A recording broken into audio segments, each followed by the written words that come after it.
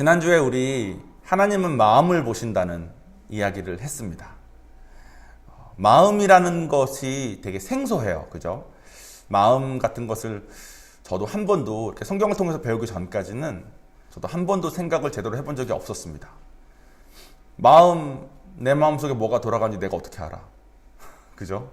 지금 바빠 죽겠는데 내 마음 신경 쓸 겨를이 어딨어. 당장 안 하면 굶어 죽게 생겼는데 뭐 이런 생각으로 살았던 것 같아요. 그래서 원래는 지난주에 이제 우리가 마음을 봐야 됩니다. 이렇게 말씀을 드리고 이번 주부터 마음을 보려면 어떻게 해야 되는지를 말씀을 드리려고 했는데 몇 분께서 마음이라는 것이 너무 생소하다. 마음에 대해서 좀 더 설명해 줬으면 좋겠다라고 말씀하신 분들이 계셨어서 뭐 저희가 무슨 학원을 운영하는 것도 아니고 정해진 스케줄대로 꼭 가야 되는 그런 곳이 아니지 않습니까?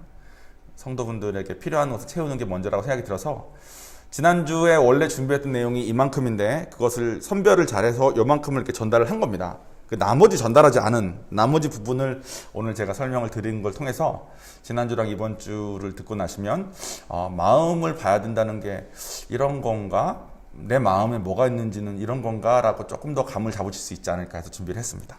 여기 계신 분들은 다 예수를 믿고 성령을 받으신 분으로 제가 알고 있습니다. 같이 인카운터를 대부분 하셨고 인카운터를 안 하셨더라도 성령 받으신 것 같은 모습이 보이는 분들이 계시니까 우리가 성령을 받으면 성령님께서 내 안에서 막 정말 열심히 하시는 일이 한 가지가 있어요. 다른 일들은 우리를 보호해 주시고 도와주고 하시지만 이거 한 가지만큼은 정말 열심히 하시는 게 있습니다. 그게 뭐냐면 내 안에 예수님을 증거해 주시는 거를 열심히 하세요.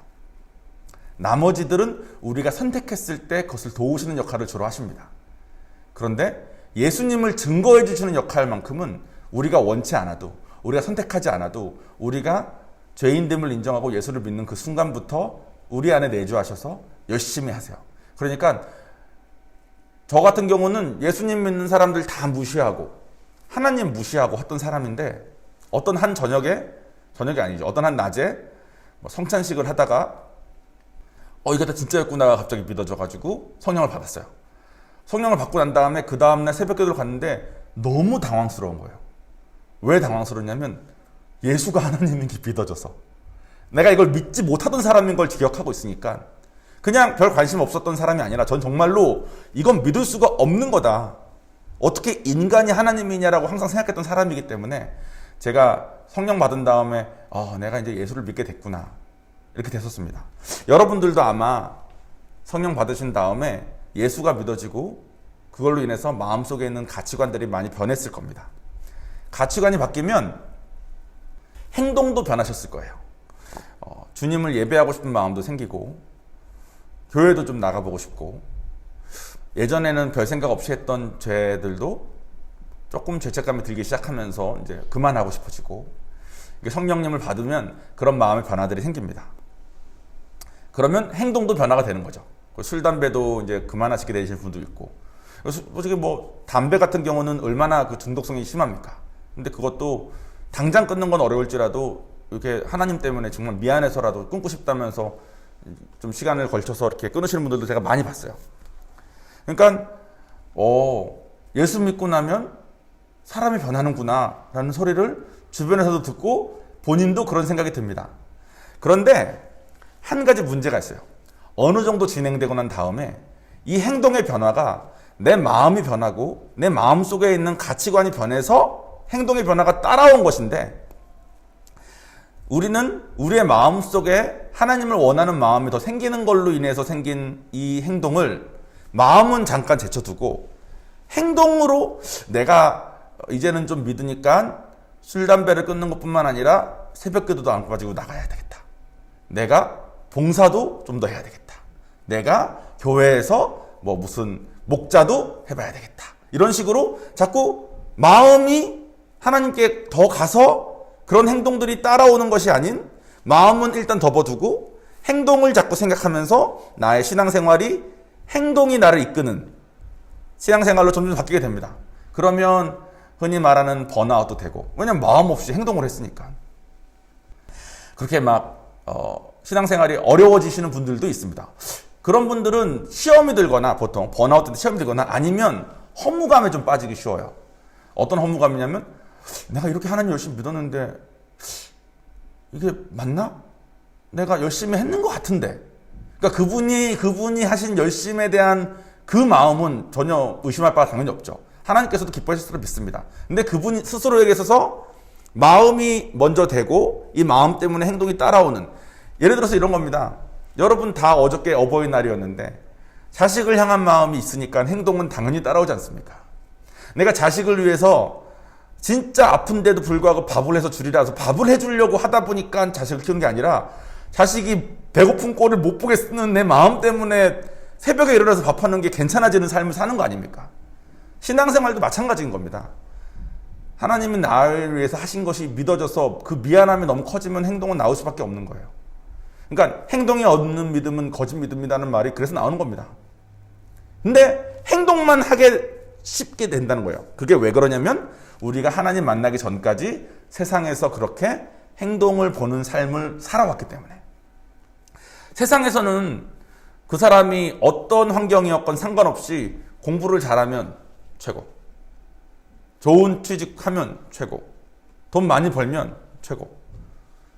근데 어떤 사람은 어렸을 때 상처 때문에 뭐 돈을 벌고 집중해서 하는 게 너무 어려운 사람이다. 그런 거 우리 봐줄 여력이 없죠. 이 사람이 지금 받은 성적이 중요하지. 이 사람이 원래 30점이었는데 70점이 됐는지, 원래 60점인데 70점이 됐는지 상관없고 그냥 지금 나온 성적만 보지 않습니까? 그게 세상의 기준입니다. 근데 하나님은 우리의 마음을 보신다는 얘기를 했습니다. 그러니까 우리도 이제 하나님의 자녀가 되었으니 하나님이 보시는 것에 눈을 떠야 한다라는 얘기를 지난주에 드렸습니다. 이번 주도 연장해서 같은 얘기를 드릴 텐데 조금 다른 뷰로 좀 설명을 드려볼게요. 본문은 사무엘상 16장 7절 말씀입니다. 여호와께서 사무엘에게 이르시되 그의 용모와 키를 보지 말라. 내가 이미 그를 버렸노라. 내가 보는 것은 사람과 같지 아니하니 사람은 외모를 보거니와 나 여호와는 중심을 보느니라 하시더라. 아멘. 이 장면은 이제 사무엘이 이새의 아들들 중에 다윗을 하나님의 인도하심 받아서 이새에게 가서 이새의 아들들 중에 결국 다윗을 이제 왕으로 골라내는 장면의 한 장면입니다. 이스라엘 백성들이 이전에 있었던 사울 왕을 뽑을 때 성경 말씀에 사울 왕의 탁월했던 신체, 탁월했던 그 모습들이 많이 나옵니다. 키도 엄청 컸고 잘생겼고.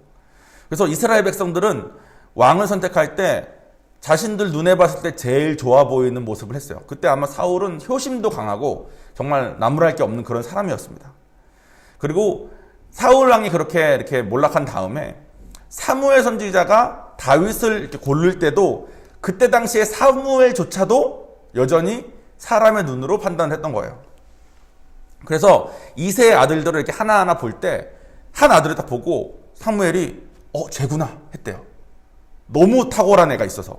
그때 하나님께서 말씀하신 거예요. 그의 용모와 키를 보지 말라. 내가 보는 것은 중심이니라. 여기서 말하는 것은 용모와 신장, 즉 외적으로 보이는 것을 배격하라는 말이 아닙니다. 그것도 중요하지만 그것이 하나님 앞에서는 기준이 될 수는 없다는 것이죠. 그러니까 여러분들이 만약에 가지고 있는 외적으로 좋은 것들을 버리라는 것이 아니에요. 그것은 좋은 거예요. 가지고 계시지만 그것을 가지고 있는 걸로 하나님한테 판단나는 게 아니라는 것을 이제 알자. 이것을 말하고 싶은 겁니다. 지난주에 말씀드렸던 하나님께서 우리의 외모가 아닌 마음을 보신다는 것은 솔직히 우리에게 아주 큰 희망입니다. 왜냐하면 우리의 사정을 다 아시니까. 지난주에 미얀마 그 선교사님이랑 같이 미팅을 하는데 미얀마 선교사님께서 그러시더라고요. 지금 쿠데타 때문에 미얀마의 학교가 전부 다 중단되어 있는 상태래요. 학교가 운영되지 않는데요. 전혀. 근데 그 가난한 나라에 초, 중, 고 애들이 전부 다 스마트폰은 하나씩 다 가지고 있대. 그래서 학교가 없으니까 애들이 하루 종일 스마트폰만 하는 거예요. 근데 군부가 주기적으로 인터넷을 끊어버린답니다. 근데 이 미얀마 우리 고아원은 미국 건물이니까 미국 건물이어서 미국 무슨 인터넷 라인으로 뭐 무슨 회사를 통해서 한 그런 데는 인터넷을 좀 안 건드리는 시간이 좀 있나 봐요. 그러니까 이제 와이파이 하러 이제 고아원 근처로 애들이 막 다 오는 거예요. 이거 쓰려고. 나라에 쿠데타가 일어나가지고 10대 초반, 초등학교 뭐 후반, 중학교를 학교를 다니지 못하고 스마트폰만 본 아이가 20살이 됐을 때 그 아이한테 야 너는 20살인데 이것도 못하냐? 라고 세상은 할 수 있다는 거예요. 한국에서 자라면서 아무 걱정 없이 부모님 참 도움 받으면서 초중고 잘 보내고 이렇게 공부를 열심히 할 수 있었던 환경에 있었던 아이의 20살과 미얀마에서 자란 아이가 그런 환경 속에서 살면서 20살이 된 다음에 그 두 학생이 만났을 때 서로가 서로에게 야 너는 나이 20 먹고 이게 뭐야 라고 말할 수 있다는 거죠. 세상에서는. 근데 하나님은 그 미얀마 아이에게 그동안 일어났던 것을 다 아시기 때문에 그것을 감안해서 너가 이런 환경이었는데도 이렇게 하고 있구나를 보신다는 겁니다. 나이가 좀 있으신 분들은 전쟁을 겪으신 분들이 많이 계시죠. 우리나라 6.25 전쟁을 겪으신 분들 계신데 또 의외로 한글을 모르시는 할머니 분들도 많이 계시더라고요. 그래서 얼마 전에 청년들이 만든 영상이었는데 유튜브에 보니까 할머니가 만약에 지금 저 버스 몇 번 어디 가는 버스예요? 혹시 이렇게 묻는다면 친절하게 가르쳐 줘야 된다. 왜냐면 그 할머니는 한글을 못 읽기 때문에 저거를 물어보실 확률이 많다. 이런 영상이 올린 적 있어요. 근데 저도 버스 정류장 이런 데서 아주 어렸을 때 그렇게 물어보시는 분 가끔 기억나거든요. 가끔. 근데 저는 그분의 사정을 전혀 모르니까 아니 자기가 보면 되지 왜 나한테 물어? 이 생각을 하면서 대답을 해줬던 기억이 나요. 그렇죠. 나는 그 할머니의 입장을 모르니까. 근데 그분은 이제 한글을 배우실 기회가 없으셨던 겁니다. 한글을 배우실 기회가 없으셨음에도 불구하고 아마 열심히 사셔서 자식을 키웠을 거예요. 그래서 자식은 한글도 잘 알고 학교도 잘 다니는 아이로 키우셨을 겁니다. 하나님은 그 마음을 보신다는 거죠. 우리는 서로 알지도 못하고 관심도 없고 서로 눈에 보이는 것만 본다는 겁니다. 여러분들에게도 아마 여러분의 속사정을 남들은 모르지만 하나님은 아시니까 하나님께 기도하실 때 혹은 여러분이 세상에서 실수했을 때 하나님이 그걸 어떻게 바라보시는지를 생각했을 때 아마 큰 소망이 있을 거예요. 그런데 이게 하나님이 우리의 마음을 보신다는 것이 나에게는 소망인데 우리가 다른 사람을 바라볼 때는 조금 불편할 때가 있습니다. 오늘 얘기는 그거예요. 시간이 많이 갔는데 길지 않게 제가 잘 준비해 보겠습니다. 제가 우성이랑 결혼하기 전까지, 결혼한 후에는 더 마찬가지고 결혼하기 전까지 태어나서 소개팅이라는 것을 딱 한 번 해봤습니다. 저는 낯선 여자와 만나서 이렇게 막 알아가고 싶고 막 이런 거에 대한 흥미가 그렇게 있지 않아요. 그 흥미를 느끼기보다는 불편할 것 같고 굳이 만나서 뭐 이런 생각이 들고 막 어쨌든 저는 좀 그런 사람이에요. 그래서 저는 누가 소개팅을 시켜준다 그러고 특히 저 뭐 대학원 좀 좋은데 하나님께서 보내주시고 뭐 직장 잘 되고 했을 때 그런 제의들이 많았는데 한 번도 만나지 않았습니다. 저희 아버지도 저에게 막 이것저것 뭐 소개를 시키고 싶으셨을 거예요. 제가 결혼을 못하고 있으니까. 결국은 아버지가 소개시켜준 사람과 결혼을 하긴 했지만 안 만났어요. 아버지한테. 아버지가 소개시켜줘도 안 만났어. 근데 제가 딱 한 명 만났습니다. 왜 만났냐면 이분은 제가 소개팅을 한 여자분을 소개시켜준 사람이 내가 거절할 수가 없는 사람이었어. 그게 누구냐면 종찬이 형 형수입니다. 종찬이 형수님이 결혼하신 지 얼마 안 됐는데 갑자기 이메일이 온 거예요. 저 미국에 있을 때. 형수님 무슨 일이세요? 왜냐면 형수님이랑 저랑 형수님 결혼하신 지 아마 1년도 안 됐을 때걸요? 그러니까 제 입장에서는 우리 종찬이 형이랑 결혼해준 게 얼마나 고맙고 일단 또 잘 살았으면 좋겠고 막 이런 마음이 있을 때인데 또 서로 연락하기 조금 그런데 한 번도 없다가 갑자기 이메일이 딱 온 거야. 그래서 무슨 일이시냐니까 저한테 뭐 저한테 그때 종원 도련님이나 불렀나? 또 그랬어요. 그 형수님이 종원 도련님 어디 사시죠? 그래서 미국 어디 사시죠? 그래서 제가 네, 저 거기 살고 있어요. 그랬어요. 그러니까 거기 근처에 자기랑 정말 친한 어떤 분이 계신데 그분 딸이 거기 산다. 만나보지 않겠냐 그러는 거야. 근데 내가 그 전에 모든 사람에게는 나 됐어요. 하지 마세요. 이랬는데 이 형수님한테는 내가 그때 됐어요라는 말을 못했어. 그러니까 형수님이 저도 그래요? 뭐 좋은 분이신가 보죠? 뭐 이렇게 하니까 형수님은 정말로 저랑 그분을 잘 엮어주고 싶으셔가지고 막 이렇게 중간다리 열심히 하셨습니다. 그러니까 제가 이건 나가야 된다. 이건 나가야 된다라는 마음으로 그 여자분과 연락을 하고 나가기 직전에 큐티를 하는데 큐티에서 제가 받은 말씀이 오늘 본문이야. 하나님이 나는 그냥 그 여자랑 어떻게 될지에 대한 말씀 받으려고 받은 게 아니라 그냥 오늘 하루 주님 제가 어떻게 살까요? 라는 마음으로 큐티를 하려고 책을 열었는데 하필이면 사무엘상이었고 그 사무엘상에서 16장 7절이 나오면서 너희들은 용모 때문에 보지만 나는 중심을 본다라는 말씀을 주시는 거야. 그래서 제가 아니 도대체 이 여자분이 어떻게 생겼길래 이런 말씀을 굳이 주시나 이런 생각을 하고 나갔는데 지금 생각하면 그분이 나름 용모가 되게 예쁘신 분이지만 당시에 제 스타일이 전혀 아니었어요. 그러니까 내가 이분이 외모가 이러니까 나에게 이런 말씀을 주셨구나. 그걸 생각을 딱 하고 만나서 전도만 했어요. 그건 소개팅이 아니었지. 완전 전도만 하니까 이 여자분이 좀 당황하시면서 저에게 이제 구원에 대한 모든 강의와 이 교회 생활과 사람들이 흔히 교회에 대해서 가지고 있는 오해들에 대한 해명만 잔뜩 하루 종일 듣고 저녁 맛있는 거 먹고 이제 돌아가신 거예요. 그 다음 당연히 저한테 연락도 없고 그 형수님도 저한테 연락이 오셔서 종교 색깔이 너무 강해서 안 되겠다고 말씀을 들었다. 그래서 그러시냐. 좋은 분 같았는데 안타깝네요. 이렇게 말하면서 끝난 적이 있어요. 하나님은 외모를 안 보신대. 근데 그건 하나님 입장이고 소개팅을 하는 제 입장에서는 외모가 중요한 거죠. 무슨 말인지 알겠죠? 아니 소개팅을 하려면 이 사람하고 좀 이렇게 잘 괜찮게 나랑 커플이 됐을 때 어떨지에 대한 생각을 해서 만나는 건데 하나님이 그 사람 마음을 보건 말건 저랑은 별로 상관이 없는 거예요. 나는 외모가 중요한데 어떻게 외모를 안 봐? 그죠? 여러분 교회에서도 그런 거 아십니까? 하나님이 저 집사, 저 장로, 저 목사 마음을 보신 걸 알겠어. 저 목사 얘기 들어보니까 저 집사님 얘기 들어보니까 어렸을 때부터 진짜 상처받고 진짜 고생해서 지금 저렇게 살고 있는 것만으로도 저분에게는 진짜 어려운 거 알겠어. 근데 저분이 이제 장로가 됐으면 혹은 목사가 됐으면 이제는 기본적으로 이 정도는 갖추고 살아야지. 남들에게 덕도 안 되고 막 회의 중에 소리나 지르고 별것도 아닌 거 가지고 빡빡 우겨가지고 다른 사람 다 상처 주고 막 이런 거가 마음에 걸려서 견디기가 어려운 거예요. 우리가 하나님이 저 사람의 마음을 본다는 건 알겠는데 나는 불편하다 이거야. 제가 그 여자분 만났을 때랑 똑같다는 거죠. 하나님이 그 여자분의 마음을 보신 건 알겠는데 나는 그 여자의 외모가 걸려서 어쩔 수가 없었다는 거예요.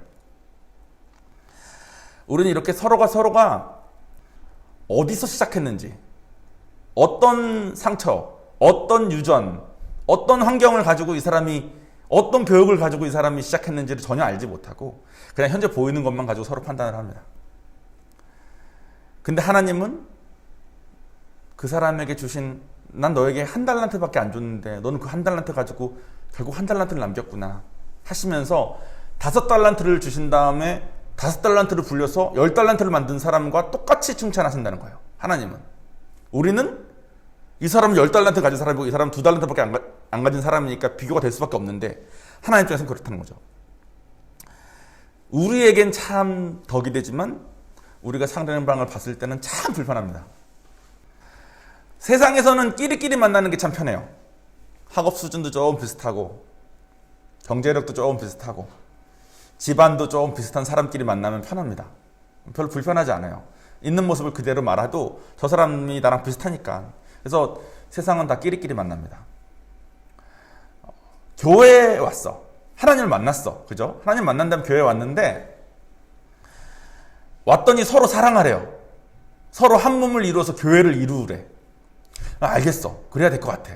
근데 막상 그걸 하려고 내가 진짜 좋은 마음으로 그것을 하려고 저 사람들 다 갔는데 저 사람은 별것도 아닌 걸로 소리를 지르고 별것도 아닌 걸로 화를 내고 도대체 불편해서 같이 있을 수가 없는 거죠.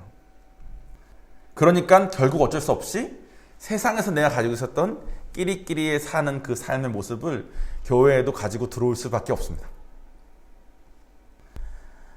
그렇게 되면 어떤 일이 벌어지냐면 이런 일이 벌어집니다.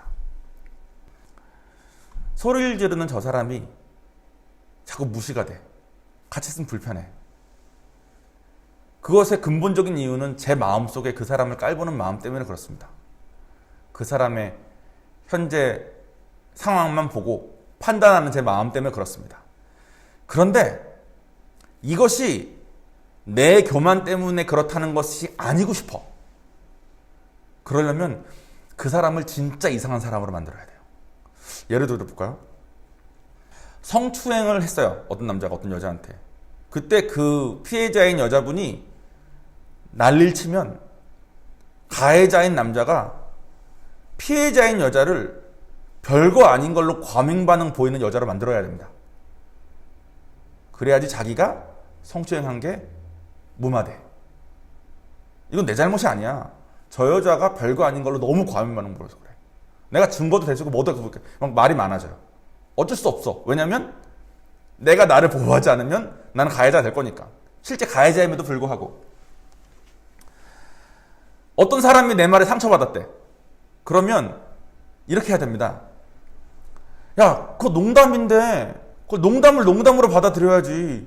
너가 왜 농담을 진담으로 받아들여가지고 그 상처를 받고 그래. 이렇게 말해야 돼요. 저 사람은 그냥 가만히 있다가 상처받는 말을 받아서 상처를 받은 건데, 말을 한 사람이 나는 농담이었는데 농담을 진담받아서 상처받은 네 잘못이다를 만들어야지 가해자가 아닌 게 될 수 있습니다.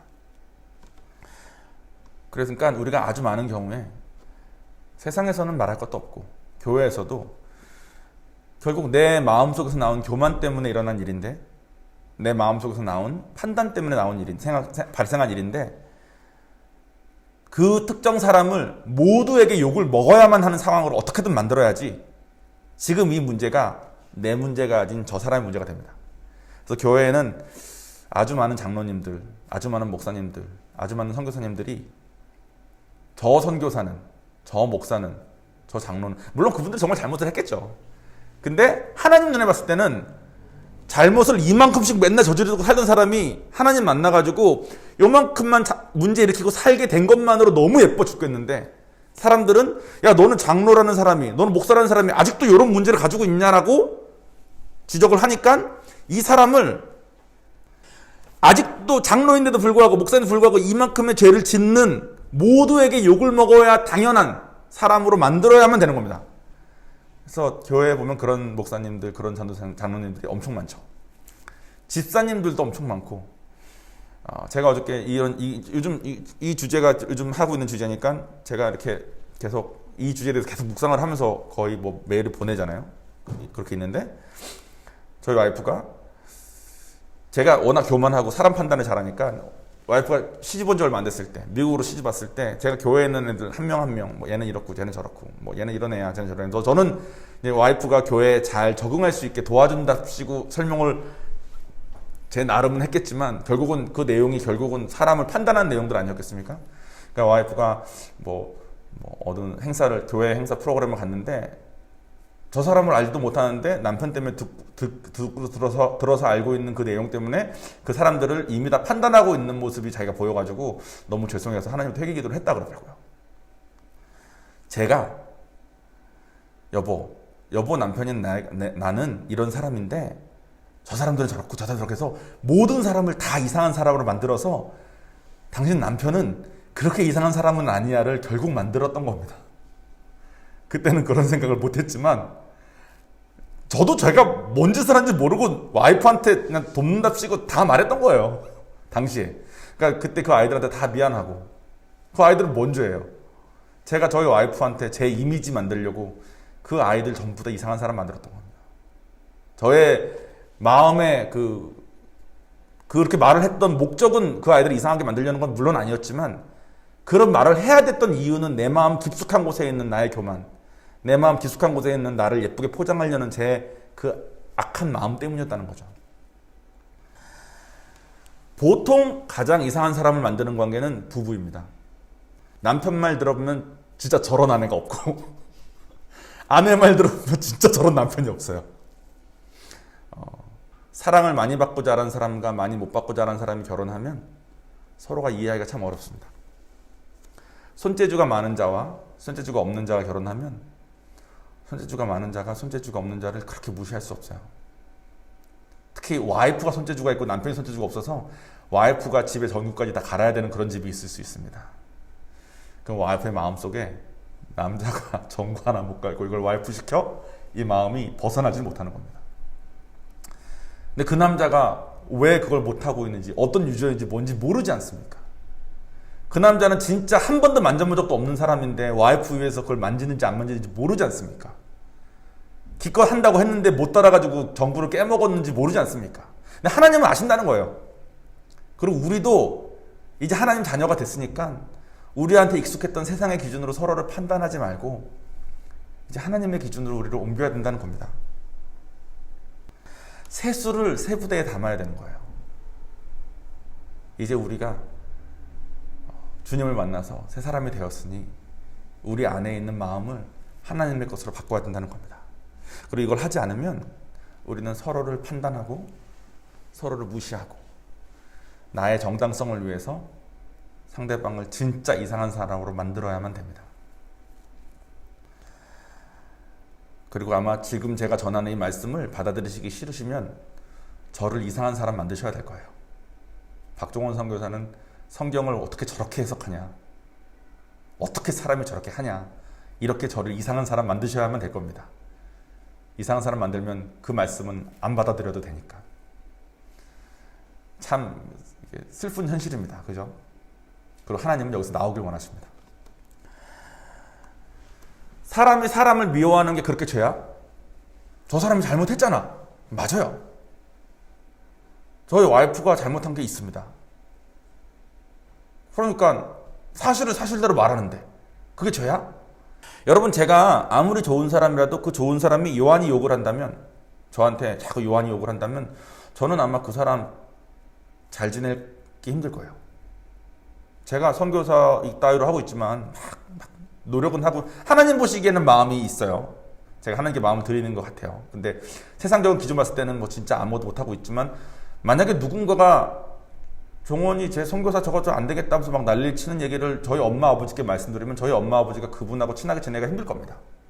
너무 당연한 거예요. 근데 우리가 이상한 사람 만든 그 장로님들, 그 목사님들, 특히 그 여자분은, 그 형수님이 소개해주셨던 그 여자분은 무슨 죄야? 그죠? 그럼 뭐 누군가의 아주 고운 딸일 텐데, 저의 이 교만과 저의 이 악한 마음 때문에 이상한 여자분 됐던 그 여자분은 하나님의 딸이고 아들인 겁니다. 우리가 하나님의 아들, 딸인 다른 사람을 욕하고 판단하고 이상한 사람 만드는 거를 계속 할 때 우리가 하나님하고 사랑하면서 지내기가 참 어려워요. 우리는 하나님을 사랑하고 살 때 행복하게 창조됐는데 하나님을 사랑하기에 너무 반대의 길을 자꾸 우리가 선택하게 되는 겁니다. 우리가 그렇게 했을 때 하나님한테 우리가 어떤 마음을 드리고 있는지 생각을 해야 됩니다. 제가 누군가를 욕하면서, 누군가 판단하면서, 저를 위해서 와이프한테 다른 애들 다 그렇게 이상하게 설명하면서 있을 때 하나님 입장에서는 누군가가 요한이 욕하면서 자기 이미지 살리고 있는 모습을 보는 거랑 똑같은 거예요. 그럼 제가 그 사람을 좋게 보겠습니까? 내 새끼인데, 요한이가. 제가 판단했던 그 많은 사람들이 다 하나님 자녀라는 겁니다. 근데 우리는 세상 기준에 너무 익숙하니까 하나님의 기준으로 바꾸기가 참 어려워요. 근데 우리가 이제 새 사람이 되었으니 여러분, 세수를 세 부대에 담았으면 좋겠습니다. 참 어렵죠? 이렇게 살아본 적이 없잖아, 우리가. 맞는 것 같은데 하긴 참 어려운. 근데 여러분, 우리의 가야 될 바는 선택이에요. 선택하는 것까지입니다. 선택하면 정말 선택을 했으니까 행동은 조금씩 따라올 거고 잘하진 못할 건데 하나님께서 도우십니다. 그런 내용들을 우리가 이제 성품 시리즈를 하면서 하나하나 이제 얘기를 할 거예요. 지난주와 이번 주 설교를 이제 다 잘 들으셨으니까 이제 여러분 마음속에 세상의 기준과 하나님의 기준이 다를 수 있겠구나. 하나님이 나를 바라보시는 게 나에게 참 소망이구나. 또 내가 사람들을 판단했던 게 하나님 입장에서 참 마음 아팠겠구나. 이 생각을 가지시면 다음 주 우리가 이제 성품을 해서 어떻게 해야 되는지에 대해서 하나하나 들어갈 때 준비가 되신 겁니다.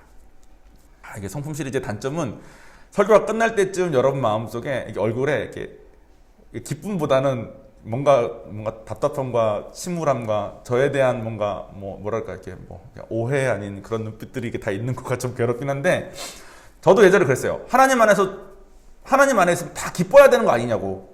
어떻게 이렇게 아프고 막 괴롭고 슬프고 막 짜증나고 이런 게 어떻게 있을 수 있냐고. 근데 그 얼바인에 계신 우리 신 목사님께서 말씀하시더라고요. 하나님의 길을 간다는 거는 십자가를 든다는 거라고. 어떻게 그게 기쁘고 좋을 수만 있겠냐고. 그러니까 너가 주님의 말씀을 듣고 찔림이 있으면, 아픔이 있으면 그 말씀은 맞는 거니까 순종해야 되는 거라고 생각을 하라고 그러시더라고요. 그렇다고 생각합니다. 여러분 지금 마음속에 불편함과 찔림이 있다면 저를 이상한 사람으로 만들지 않는 이상은 여러분에게 좋은 걸로 작용이 될 겁니다. 그러니까 저를 이상한 사람 만들어서 피하지 마시고 이 말씀을 한번 우리 같이 살아내 봤으면 좋겠습니다. 자, 그럼 기도하시겠습니다.